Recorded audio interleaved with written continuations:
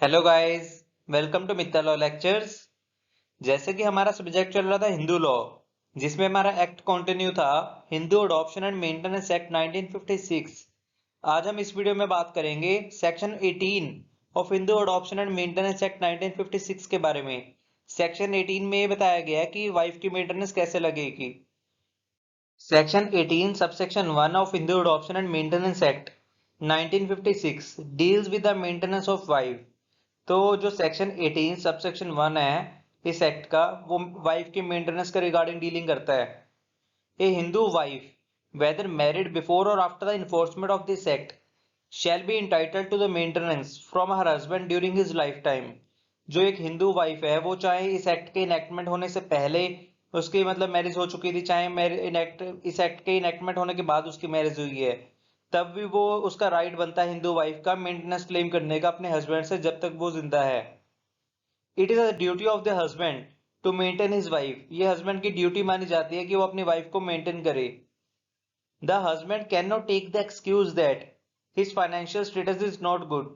तो जो हस्बैंड है वो ये एक्सक्यूज नहीं बना सकता कि उसके फाइनेंशियल स्टेटस अभी ठीक नहीं है, फाइनेंशियली वो ठीक नहीं है अभी, ऐसा कुछ नहीं बोल सकता वो। The duty of husband to maintain her wife is personal. ये हस्बैंड की पर्सनल ड्यूटी बन जाती है जो उसकी वाइफ को अपनी वाइफ को मेंटेन करेगा। A wife is not entitled to maintenance.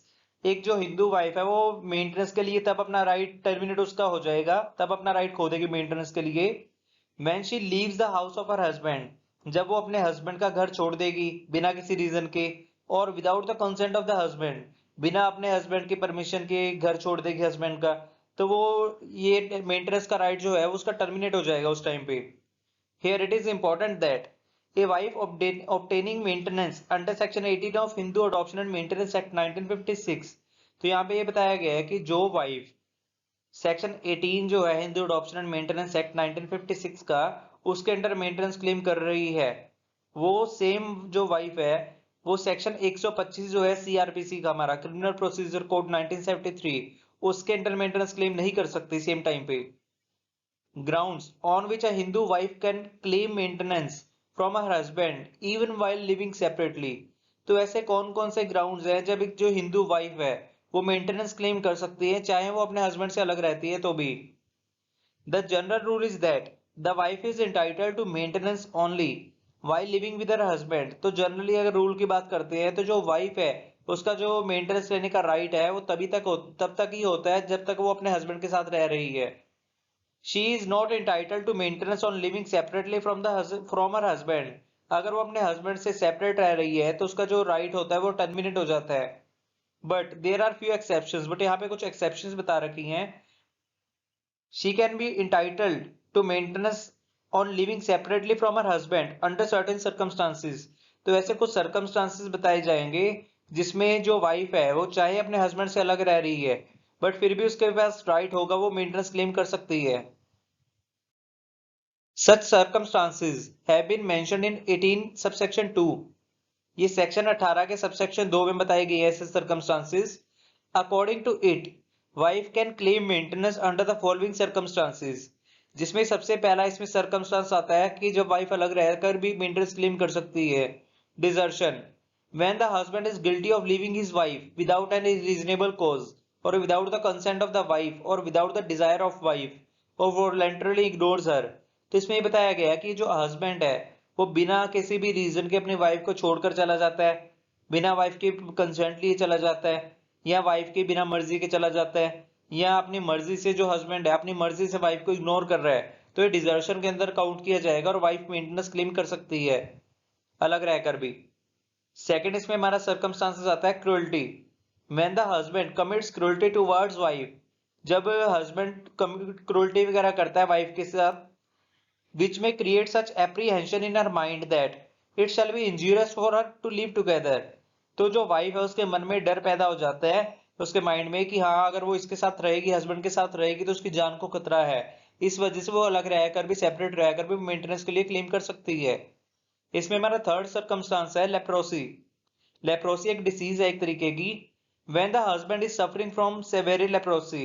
तो अगर तो जो हस्बैंड वो इस डिसीज से अगर गुजर रहा है, सफर कर रहा है, तो जो वाइफ है वो अलग रहकर मेंटेनेंस के लिए क्लेम कर सकती है। Another wife living when the husband has another alive wife. अगर तो हस्बैंड के एक से ज्यादा मैरिजेस हो रखी हैं और उसके एक से ज्यादा वाइफ्स हैं, तो जो कोई भी उनमें से कोई भी एक वाइफ जो है वो अलग रहकर, सेपरेट रहकर मेंटेनेंस के लिए क्लेम कर सकती है। Concubine when the husband keeps a mistress in the same house in which his wife lives. तो इसमें ये बताया गया है कि जब हस्बैंड किसी और, जैसे किसी और औरत को अपनी मतलब अपने ही घर पे रखता है, वाइफ जहाँ पे रहती है उसी घर में, तो उस केस में वाइफ सेपरेट रहकर मेंटेनेंस क्लेम कर सकती है। इस रीजन से भी ये भी सरकमस्टांस काउंट किया जाएगा। इसमें हमारा सेवंथ जो सरकमस्टांस है, अगर तो जो हस्बैंड है वो अपना religion Hinduism to non Hindu बन जाता है, अगर या मुस्लिम बन जाता है या किसी और रिलीजन में कन्वर्ट हो जाता है, तो उस केस में वाइफ सेपरेट रहकर मेंटेनेंस के लिए क्लेम कर सकती है। सेवंथ सरकमस्टांस है डिस्क्रिशन ऑफ द कोर्ट। अगर कोर्ट को लगा कि जो वाइफ रीजन बता रही है वो रीजन ठीक है, जस्टिफिएबल रीजन है, तो कोर्ट उनकी मेंटेनेंस लगा देगी वाइफ की, सेपरेट रहने के बावजूद भी। Termination of right of maintenance कि कौन कौन से ऐसे कंडीशंस है, कौन कौन से ऐसे सिचुएशंस हैं जब जो वाइफ का राइट है मेंटेनेंस क्लेम करने का वो टर्मिनेट हो जाता है। ये बताया गया सेक्शन 18 सबसेक्शन 3 के अंदर। The right of maintenance under section 18(1) of the Act terminates under following situations। तो इसमें बताया गया है सेक्शन 18 के सबसेक्शन 3 में कि कब कब कब जो राइट ऑफ मेंटेनेंस है वो टर्मिनेट हो जाता है, जो राइट सेक्शन 18 सबसेक्शन 1 में दिया गया है। When the wife becomes unchaste means characterless। तो इसमें यह बताया गया है जब तो वाइफ कैरेक्टरलेस होती है अगर, तो उस केस में राइट ऑफ मेंटेनेंस उसका टर्मिनेट हो जाता है, मेंटेनेंस क्लेम करने का right. When the wife converts to be a non-Hindu, अगर तो वाइफ अपना रिलीजन कन्वर्ट कर लेती है किसी और रिलीजन में, तो उसका ये राइट टर्मिनेट हो जाता है। When she resumes cohabitation with the husband, जब वो अपने हस्बैंड के साथ ही रहने लग गई, दोबारा कोहैबिटेशन हो गया उनका, दोबारा दोनों साथ रहने लग गए, तो ये टर्मिनेट हो जाएगा ये वाला right.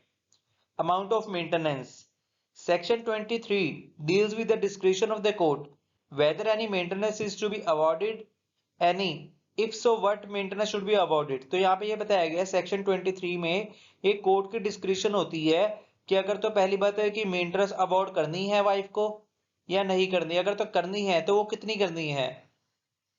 The following circumstances will be taken into the consideration. तो जब मेंटेनेंस की अमाउंट तय की जाएगी तो ये सारी की सारी बातों का ध्यान रखा जाएगा। Position and status of the parties, तो जो पार्टीज है हस्बैंड और वाइफ, उनकी पोजीशन क्या है और उनका स्टेटस क्या है। Hindu wife is entitled to the same status like of the husband. अगर तो इसमें ये बताया गया है हिंदू वाइफ जो है वो जैसा हस्बैंड का स्टेटस वो भी वैसा ही सेम स्टेटस क्लेम कर सकती है मेंटेनेंस के तौर पे। अगर हस्बैंड के पास कार है तो वाइफ भी कार के लिए क्लेम कर सकती है। रीजनेबल वांट्स ऑफ वाइफ, जो भी वाइफ की रीजनेबल वांट्स हैं, जैसे हम बोल देते हैं आम आम नॉर्मली बोल देते हैं रोटी कपड़ा मकान, रीजनेबल तो मेनली यही होती है। If the wife is living separately whether she is justified for the wife to live separately. तो इसमें ये बताया गया अगर तो वाइफ अलग रह रही है और उसने अपना जो रीजन है वो कोर्ट को बता दिया है और कोर्ट जस्टिफाई हो गया है उस रीजन से, तो वो क्लेम कर सकती है maintenance. The value of the property of wife, if any, and the income coming from that property, or income from her own earnings, or income from any other source। तो अगर तो wife के पास कोई property है, उसको उस property से कोई रेंटल इनकम या किसी भी तरह की कोई इनकम आ रही है, या वाइफ खुद जॉब कर रही है, कोई काम कर रही है जिससे उसको अर्निंग आ रही है, या वाइफ को कहीं अदर सोर्सेज से कोई भी इनकम आ रही है।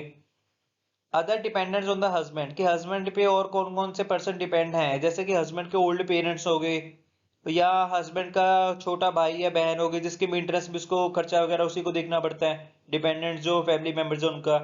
तो इन सब बातों का ध्यान रखते हुए कोर्ट मेंटेनेंस की अमाउंट तय करेगी। Okay guys, thank you.